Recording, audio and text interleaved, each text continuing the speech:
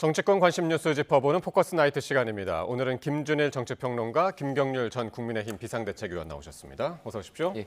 안녕하십니까. 안녕하십니까. 자, 더불어민주당 당대표 후보들이 전당대회 전에 마지막 TV 토론에서도 거친 공방을 벌였습니다.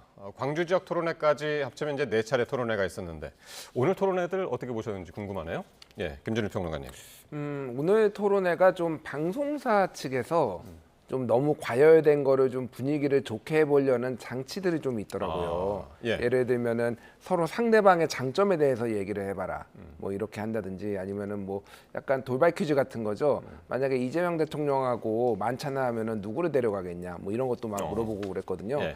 칭찬하라는 얘기도 있었고. 네, 칭찬하라는 얘기가 있었는데 네. 굉장히 재밌었어요. 왜 그러냐면은 정청래 후보는 김민석 후보한테 뭐라고 했냐면은 나는 8년 쉬었는데 그보다 훨씬 오래 쉬면서 공부도 열심히 했다. 불굴의 의지다. 그러니까 탈당했던 경력을 좀 강조하면서 약간 돌려가기를 하는 이런 느낌이고 또 송영길 후보한테는 정청래 후보가 선배 의원으로서 너무 존경하는데 이제는 원로로서 좀 역할을 해달라. 그래서 송영길 후보가 발끈 내가 무슨 원로냐 그러면서 약간 발끈하고 근데 분위기는 좋았어요. 뭐 그런 분위기들이 있었고 김민석 후보는 정청래 후보한테 뭐라고 했냐면은 야 진짜 그 순발력 하나는 내가 인정한다. 그러면서 그 면발 들어올리는 거 이런 거 SNS 이런 거 얼마나 잘하냐. 그러면서 이것도 너무 지지층한테만 이렇게 소구한다 이런 거를 좀 약간 비판하는 그래서 좀 흥미로웠다라는 거고 또 하나 이제 이재명 대통령 만찬에 누구 데리고 갈 거냐. 정청래 후보는 아내를 데려가겠다.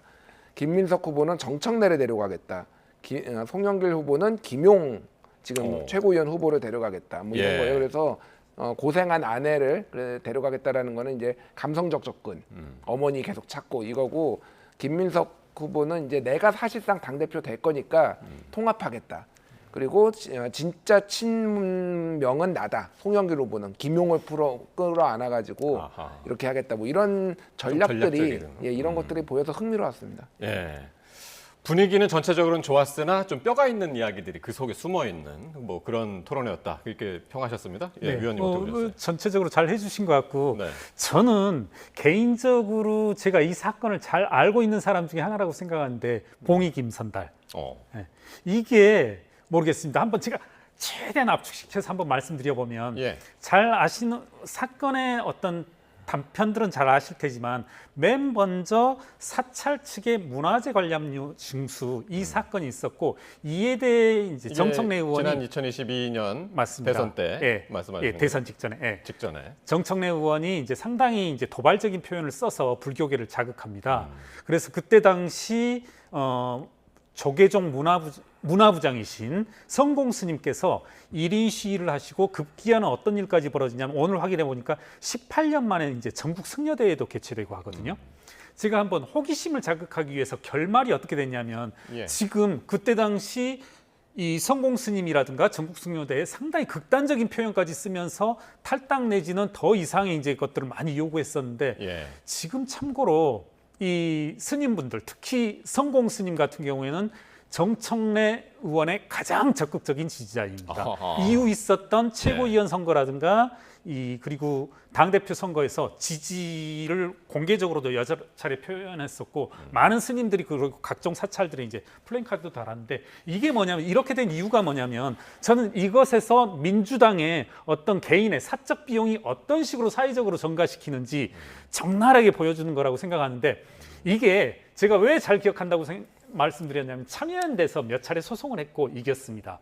사찰에 이와 같은 문화재 관람료 징수가 불법이다 해서 참여연대를 비롯해서 몇몇 개인들이 다 이겼었고 곧 징수가 중단될 시점이었었는데 정청래 의원이 도발을 했고 그에 따른 이제 뭡니까 불교계의 극단적인 반발에 맞추어서 이제 앞서 말씀하신 것처럼 대통령 선거에 임박해서 이거를 결국은 국민들의 세금으로 앞으로는 그럼 있잖아 이 사찰을 통과하는 사람들에게 징수하지 않고 세금으로 메꿔주겠다 해서 뭐라고 표현을 하냐면 아까 말씀하신 성공 스님이 정청래가 그동안 불교계의 수권 사업을 깨끗이 정리해줬다 이런 말을 하거든요. 그래요. 뭐 이런 예. 사실과 더불어서 한번 민주당의 그런 이면들을 짧게 한번 예. 말씀드리겠습니다. 오늘 토론회에서도 바로 이제 그 지점, 정청래 후보하고 지난 불교계 갈등, 이 부분도 이제 상당히 이제 부각되는 그런 토론이었는데 관련해서 한번 보겠습니다. 그럼 이 오늘 마지막 토론회에서도 이 배신,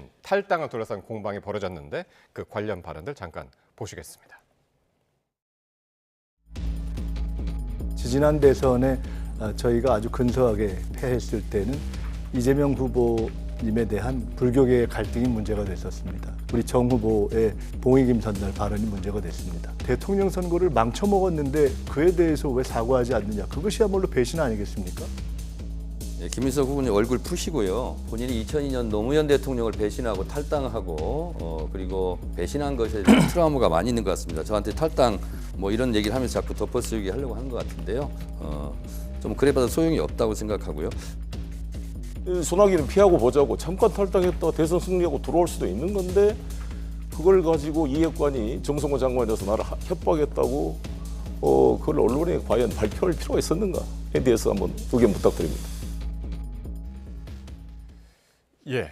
경선 초반에 이제 김민석 후보한테 씌워졌던 이 배신 프레임이 점점 정청래 대표에게로 향하는 느낌? 이런 느낌이 드는데요. 어떻게 보십니까? 그 이 봉익임 선달 요거는 지난번 KBS 토론회 때도 잠깐 나왔었어요. 그리고 강덕구 최고위원이 또 한 번 또 언급도 하고 뭐 그래서 오늘 처음 나온 얘기는 아니다. 그래서 이미 이제 공방이 있었죠. 그래서 이 정청래 후보의 주요 전략 중에 하나가 내가 의리를 지키는 사람이다. 노무현 대통령이 의리를 가장 중요하다고 말씀하셨다. 나는 의리를 지키는 사람이다라는 건데 거기에 좀 생채기가 난 거죠. 그러니까 결국은 그 대선 후보를 위해 대선 승리를 위해서 잠깐 탈당했다 오면은 좋겠다라고 정성호 당시 이제 이재명 대선 후보의 측근이 가서 얘기했는데 예. 페이스북에다가 바로 윤핵관이 있는 것처럼 윤석열한테는 이핵관이 찾아와서 나를 탈당하라고 했다. 예. 이게 결국은 친명 후보가 아니다 뭐 이렇게 된 거예요. 그래서 손익계산서는 제가 보기에는 뭐 별로 큰 대세에 영향은 있지는 않을 것 같아요. 이미 이 사실도 어느 정도 알려져 있고 다만 정청래 후보가 그렇게 강력하게 밀었던 배신자론, 김민석 배신자론에는 약간 금이 간 건 사실이죠. 그러니까 소위 말해서 피장파장이다. 뭐 고만고만하다. 뭐 이렇게 좀 상쇄되는 효과가 있지 않을까. 예, 그렇게 보셨군요. 자, 그리고 이 최근 이재명 대통령 지지율 하락 원인과 또 그 해법을 두고도 팽팽한 신경전이 벌어졌었는데요. 정청래 후보는 코어 지지층 이탈을 거론을 했고 반면에 이제 송영길 후보는 이를 돌팔이 처방이다라면서 정부의 부동산 정책을 원인으로 지목을 했습니다. 예, 위원님 어떻게 보셨습니까? 예, 저도 이 정청래 후보의 저 말씀은 조금은 생뚱맞더라고요. 서로 그러니까 그 정청래 후보의 말씀이 맞다 한들 그러면 전통적 지지층이 마음이 식었으면 일반 중도층은 어땠을까 뭐 이런 생각이 들고 우선은 저 이제 현상적인 답변은 송영길 후보의 답변이 맞지 않나. 그러니까 부동산 정책이라든가 기타 여러 가지 경제 정책에 있어서 예. 뭐 우리가 이 주식이라든가 이런 문제를 이야기하지 않더라도 그런 것이 원인이 되어져서 전반적인 뭐랄까요? 대통령 지지율의 하락이 빚어졌다 이렇게 보는 게 좀 타당할 것 같습니다. 사실 송영길 후보의 이 토론회에서의 이제 발언이나 이런 것들을 보면 상당히 거침없다. 뭐 이런 것들이 느껴지기는 합니다. 예. 정부 정책에 대해서도. 그러니까 당대표 가능성이 높지 않기 때문에 오히려 거침없이 하고 싶은 얘기를 다 하지 않나. 그리고 뭐 나는 예전에 한번 해봤으니까 이번에는 정청래를 때리는 데 집중하겠다. 원래 그리고 좀 말이 세세요. 송영길 대표가.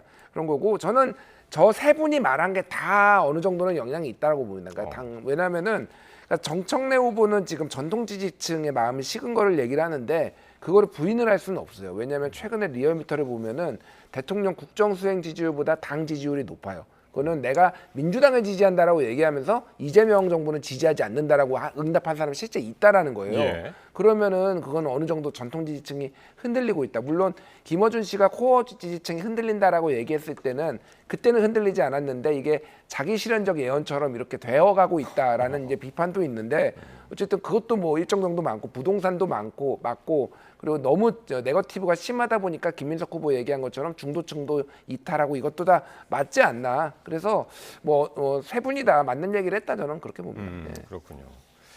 자, 이런 가운데 김민석 후보가 오늘 뭐 토론회에서는 아니지만은 언론과의 인터뷰에서 이런 얘기를 했습니다. 이 조작된 기소는 취소하는 것이 원칙이다. 라는 발언을 했는데 이게 지금 정치권에서 논란입니다. 국민의힘에서는 친위 쿠데타이자 대통령의 탄핵 사유다라고 반발을 하고 있습니다. 저는 조금 이제 언론 보도를 보면서 김민석 후보가 도대체 왜 이런 발언을 했을까? 그러니까 예. 뭐 어떻게 보면 질문에 대해서 뭐 소위 말하는 NCND처럼 두루뭉실 넘어갈 수도 있을 텐데 이와 같이 발언한 이유는 모르겠습니다. 이제 제3자들이 보는 것과는 다르게 당대표 선거에 임하면서 어떤 이번 당대표 선거를 좌지우지할 극성 적극적인 지지층에 호소하기 위해서 이와 같은 발언을 하지 않았나.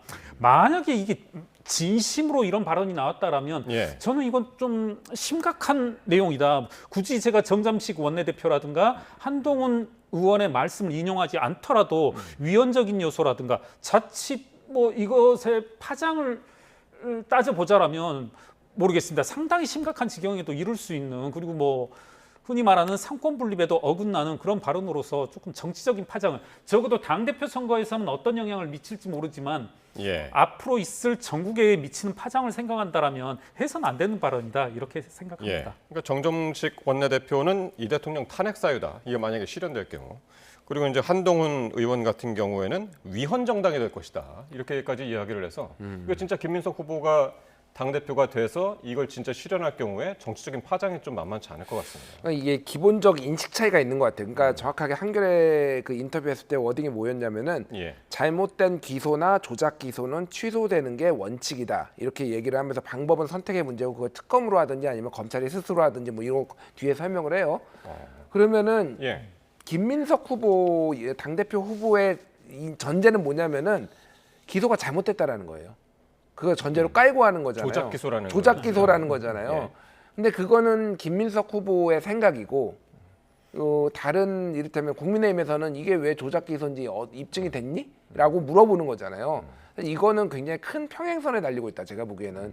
저도 아직 이게 그러니까 검찰의 수사 과정에 문제가 좀 있었다라는 거는 어느 정도는 인정을 하더라도 예. 이게 조작된 기소연 것이 입증됐느냐에 대해서는 저는 좀 확신을 못 하겠습니다. 그러니까 지금 저는 아니라고, 민주당에서 조작기소 특검법이 발의가 된 상태잖아요. 근데 이제 전당대회 앞두고 그게 이제 중간에 이제 딱 스탑이 된 예. 그런 상황이어서 그 질문이 이제 나갔던 것 같습니다. 그러니까 제가 다시 말씀드린 건 뭐냐면은 예. 이게 그래서 조작 기소가 맞아? 라는 것에 대해서 저는 동의를 못 하겠다고요. 물론 검찰에 무리한 수사가 있는 근데 예. 아마 저처럼 생각하시는 중도층이 상당히 많을 거예요. 그래서 이거를 실제 추진할지 여부는 제가 모르겠습니다만 지지층 내에서는 조작된 기소가 맞다라고 생각하는 분들이 많으니까 전당대회용으로 한 것인지 아니면 실제 추진할지 여부는 봐야 되겠다, 뒤에. 만약에 당대표가 된다라면은. 예, 알겠습니다.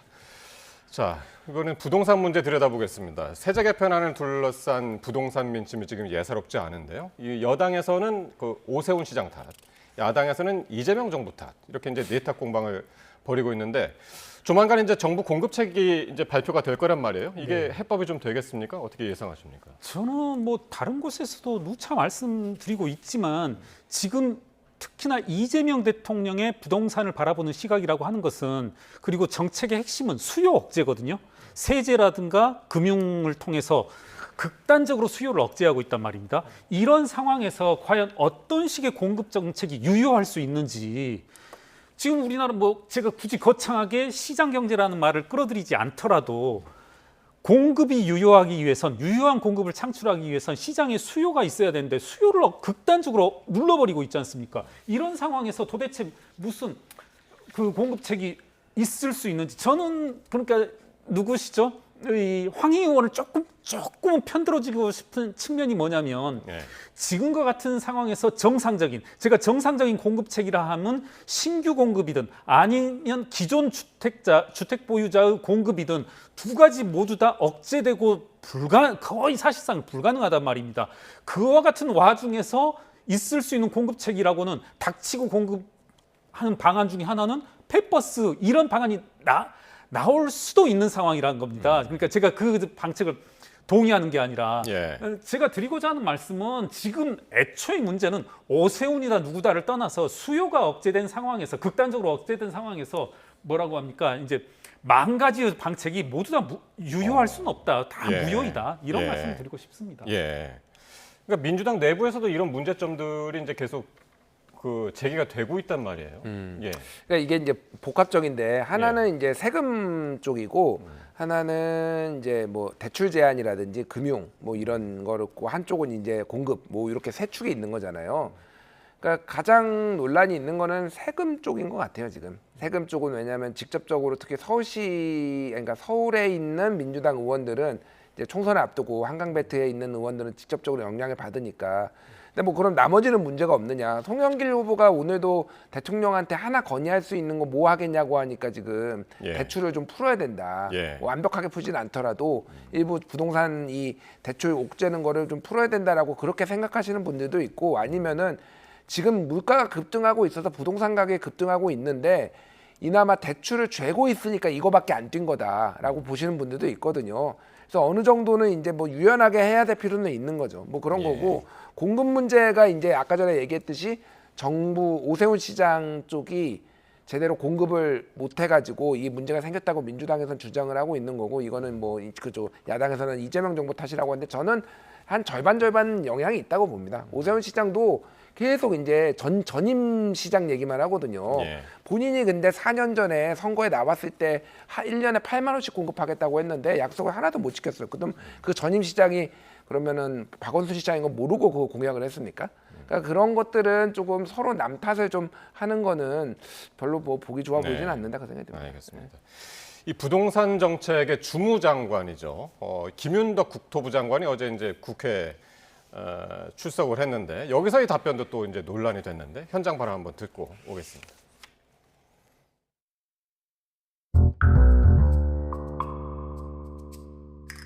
오사카에서 2차 세계대전 이후에 1946년에 시형 주택으로 목탄버스 26대를 한여름에 찜통이고 겨울에는 냉방이고 비는 새고 그 공동 취수장에 공중 변소에 거의 사람이 난민 수준으로 살아가는 검토할 가치도 없지 않는 제안이라고 생각을 합니다. 동의하시죠? 예. 팔자니 양도세, 살자니 종부세, 주자니 증여세, 죽자니 상속세, 안 사자니 전월세가 급등세. 정책이 결국 시장을 이길 수 있다고 생각하십니까? 예.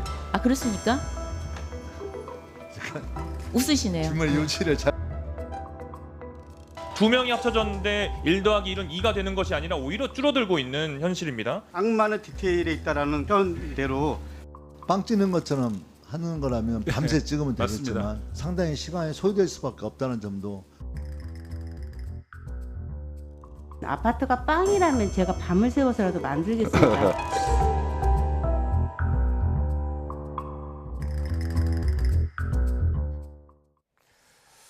예, 정말 추억의 빵 아파트 이야기가 다시 소환이 됐습니다. 김윤덕 장관 다시 이 얘기를 꺼냈는데 어떻게 들으셨습니까? 그러게요. 왜 꺼내셨는지도 솔직히 잘 모르겠어요. 이게 김현미 장관이 2020년에 했던 발언으로 기억하는데 예. 저게 두고두고 회자가 되는 거죠. 뭐 틀린 얘기는 아니죠. 그러니까 공급이 하려면은 아파트 지으려면은 뭐 아무리 짧아도 한 5년은 걸리고 더 길면은 뭐 더 걸리기도 하니까 그 택지 뭐 확보하는 것까지 하면은 근데 이게 그때 그런 반응이 좋았냐? 예. 반응 별로 안 좋았거든요. 안 좋았죠. 근데 왜 지금 또 꺼내는지는 솔직히 잘 모르겠어요. 모르겠는데 어쨌든 그때 이제 정부 보고 아파트를 지으라고 그랬냐? 예. 정책을 세우라고 그랬지. 근데 그러면서 이제 저 빵 발언이 상당히 논란이 됐었어요. 그러니까 저는 이제 이재명 정부가 지금 공급 대책을 조만간 발표를 하려고 하고 이거에 대해서 지금 거의 영끌한다고 하잖아요. 그래서 이거저거 하는데 별 효과가 없을 거라고 생각을 해요. 왜 효과가 없냐면은 국민들은 사실은 지금 뭐 이재명 정부뿐만이 아니라 역대 정부가 공급 대책 발표하는 걸 굉장히 많이 봤어요.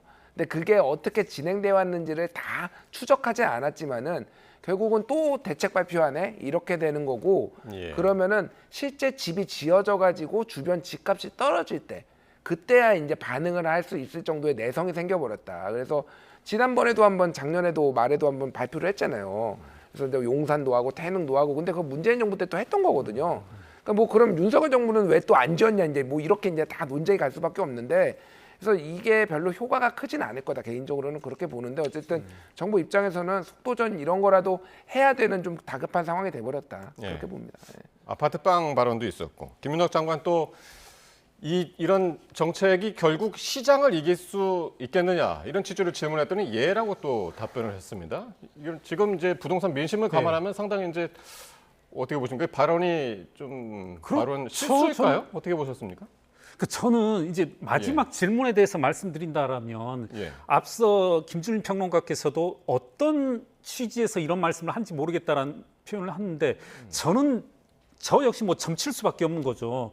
김윤덕 장관께서 주무장관으로서 부동산 문제를 해결할 능력이 있나 내지는 뭐랄까요? 조금 야박하게 말하면 기초적인 부동산 세제에 대한 기초적인 지식이 있는가 하면 그거에 대해서 의문이 듭니다. 어떤 말씀을 드리고 싶냐면 정책이 시장을 이길 수 있냐? 저는 이길 수 있다고 봐요. 네, 이길 수 있다. 다만 그때 이기고 난 결과는 국민의 어떤 뭐랄까요? 복리 후생 수준은 아주 밑바닥을 쳐버리겠죠. 네. 그러니까 시장을 완전히 뭐랄까요? 파탄 내면서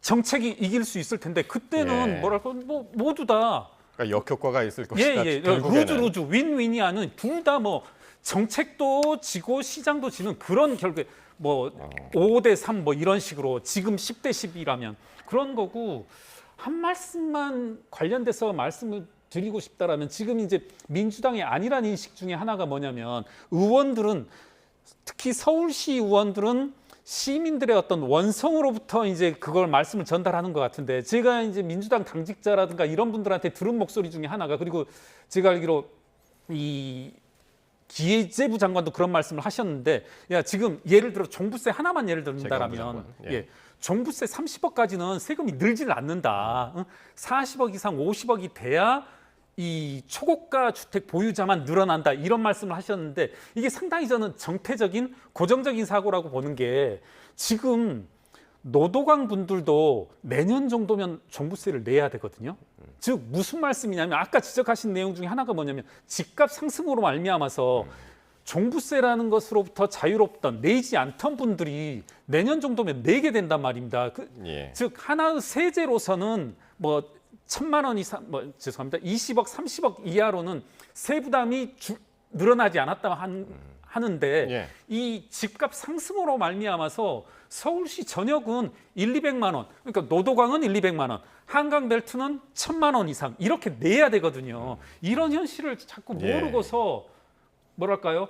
심지어 이제 이재명 대통령은 그런 말씀 하시지 않았습니까? 기어다녀라 웃으시면서 정말 민심은 부동산 정책으로 말미암아서 폭발 지경에 달하는데 이게 웃으면서 농담할 계제인가 하는 그런 의문도 좀 들었습니다. 어쨌든 이런 성남 민심을 이제 정부도 듣고 있을 텐데 조만간 발표될 이제 부동산 공급 대책 어떻게 나올지 한번 같이 지켜보겠습니다. 자 그리고 국민의힘 이야기인데요. 장동혁 대표 거취를 둘러싼 갈등이 다시 불붙고 있습니다. 정점식 원내대표도 사퇴론에 대한 입장을 밝혔는데 어떻게 이야기했는지 한번 듣고 오겠습니다. 당대표의 거취 논란, 이 논란은 지금은 사고로 들었다고 보십니다. 그래서 이제 표면적으로 그 부분에 대한 의견을 제시하는 분들이 지금 현재는 없는데 그게 완전히 사그라진 건 아니고 일단 잠복했다라고는 보고 있습니다. 또 어떤 계기로 다시 고개를 들지 모르는 상황이라는 의미에서 잠복했다라는 말씀을 드린 겁니다. 자, 정점식 원내대표가 당내에 이 사퇴 요구가 잠복해 있다라고 평가를 했습니다. 그러니까 사퇴 여론은 그대로인데 잠복해 있다. 지금 아직 표면 위로 드러나지 않고 있다. 왜 그렇게 평가를 했을까요? 그러니까 뭐 약간 농담식으로 얘기하는 거지만 우주의 기운이 이제 장도혁 대표에게 다 지금 가고 있다 이런 얘기들이 있잖아요. 뭐 예를 들면 장도혁 대표 비판하던 뭐 대안과 미래라든지 뭐 친한계 이런 분들이 줄줄이 실언 뭐 이런 걸로 다 이제 징계 국면에 있고 그거에 대해서 발언하기가 어려운 국면도 있고 정점식 원내대표가 그때 의원들 되게 여러 명 만났어요. 그래서 의견 수렴을 하겠다라고 했는데 중간에 뭐라고 했냐면은 의견이 모이지가 않는다. 사람이 다 생각이 다르더라. 뭐 이런 얘기를 했어요. 그러니까 본인이 총대를 맬 생각은 없고 다른 사람이 총대를 매겠다라는 사람도 없고 이러면서 이제 잠정적으로 중단된 거거든요. 이게 되게 원론적인 얘기인데 정점식 원내대표에 대한 국민의힘 내부의 불만이 상당히 쌓이고 있어요 지금. 그러니까 장동혁 대표를 견제를 하거나 뭐 끌어내리거나 이렇게 하라고 뽑아놨더니 예. 그냥 아무것도 안 하고 너 뭐 하고 있냐. 약간 당내 중진들이 약간 그런 압박들이 있는 거예요. 그러니까 이거를 완전히 없다라고 할 수는 없고 잠복해 예. 있어. 일단 이런 식으로 두루뭉술하게 지금 넘어가고 있는 상황인데 지금 중진들이 지금 좀 움직이려고 한다라는 얘기가 있거든요.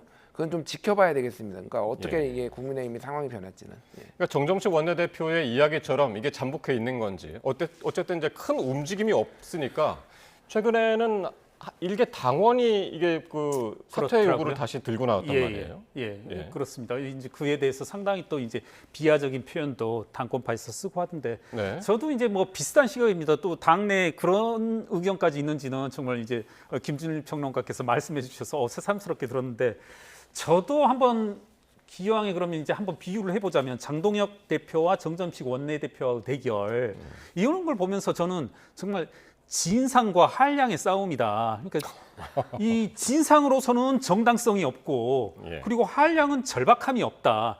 사실 이 문제는 제가 봐서는 6.3 지방선거가 끝난 이후에 국민적인 여론 그리고 어떤 제1야당으로서 앞으로 어떤 정치적인 공간을 확보하기 위해서 당대표가 사퇴하는 것은 필연이었다라고 생각합니다. 이미 그 시기를 놓치고서 말씀하신 것처럼 정말 그런 측면이 분명히 있는 것 같아요. 장동혁 대표에게 정말 우주의 기운이 쏠리는 좀 뭐 소위 말하는 올림픽공원에서 이슈도 있고 네. 여러 가지 이제 소위 말하는 친한파로부터 어떤 자체적인 헛발질도 있었고 이런 것들과 더불어서 저도 마찬가지로 정점식 원내대표가 정말 도대체 2개월, 3개월 동안 뭘 했나 그리고 가장 필요한 조치들을 안 하고 있는 저런 모습들이 모르겠습니다. 여러 가지 앞서 언급하신 부동산이라든가 여러 문제에 있어서 민주당의 실책으로 말미암은 반사이익조차도 못 누리는 그런 예. 지경에 이르렀다 이렇게 보고 싶습니다.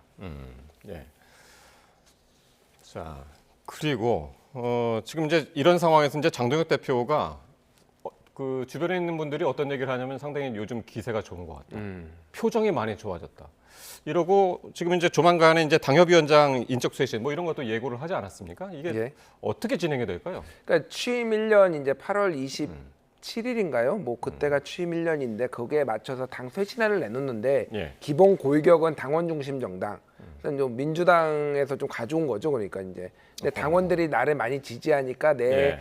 이 지도 체제를 안정적으로 가져가겠다는 건 첫 번째. 그리고 이제 당협위원장 교체를 얘기했어요. 싸우지 않는 사람이 80%다. 싸우는 사람은 20%밖에 없다. 그래서 싸우는 사람으로 바꿔야 되겠다는 얘기를 하거든요. 그럼 그것도 결국 대여 투쟁. 예, 그래서 제가 말하는 건 민주당과의 투쟁 혹은 정부와의 투쟁. 그러면 그거를 누가 평가하느냐? 그것도 당원들한테 많이 맡긴다라는 거예요. 그러면 그거 역시 이제 본인의 지배 체제를 좀 더 강화할 수 있는 그런 거라서. 지금 국민의힘 내부에서 나오는 얘기는 이러다가 연임도 가겠는데 장동혁 8월까지 내년 8월까지 임기 채우는 거는 뭐 당연하고 예. 연임도 가겠는데 약간 이런 우려의 목소리 나오는데 반대 진영이 아까 말씀드렸듯이 좀 무기력한 상황이고 뭐 이런 것 같아요. 그래서 좀 이 지금 그 꿈틀대는 게 있기는 있거든요. 아까 말씀드린 중진들도 지금 당이 이렇게 가면 안 된다. 왜 맨날 올림픽공원만 가 있냐. 안에서 해결할 거는 해야지 뭐 이런 불만들이 있어요. 근데 그걸 어떻게 이거를 모아가지고 할 수 있을지는 좀 더 지켜봐야 될 것 같습니다. 그렇지 않아도 지금 연임 말씀하셔서 그런데 10월이 되면은 국민의힘 역대 대표 중에서 최장수라고 그러던데요? 부끄러운 거죠. 그러니까 뭐 예를 들어서 뭐 100점 만점이라면 뭐 80몇 점, 90몇 점 이러면서 최상위권이어야 되는데 2년 임기 중에서 지금까지 제일 긴 게 1년 2개월인데 이거 넘어섰다고 해서 이게 과연 자랑스러운 일인가 하는 생각이 들고 저는 이제 이런 말씀 뭐 제가 말한다고 해서 들을 리는 없겠지만 사실 여러 가지 이제 혹이 장동혁 대표 개인적으로는 혹이다. 우주의 기운이 몰려든다 하는 것을 순전히 본인의 당대표 임기를 늘리는 데만 쓸 게 아니라 정작 국민들이 좁게는 보수층이 원하는 것은 뭐랄까요? 어떤 국민적인 어떤 민생의 향상이라든가 경제적 이슈, 정치적 이슈들이 해결되길 바라는 거지 않습니까? 예. 정작 그런 문제들에 대해서는 논의를 하고 올림픽공원으로 튀어나가면서 본인의 당권 연장에만 이렇게 신경 쓰는 모습이 절대 뭐 짧게 단기적으로는 본인의 어떤 임기 그리고 뭐 연임까지도 가능할지 안 할지는 모르겠습니다만은 예. 어떤 당 스스로 어떤 수입에 관계된 문제에 있어서는 상당히 폐약적이지 않나 이런 생각이 듭니다. 예, 알겠습니다. 오늘 말씀은 여기까지 듣겠습니다. 지금까지 김준일 정치평론가, 김경률 전 국민의힘 비상대책위원과 함께했습니다. 고맙습니다. 감사합니다.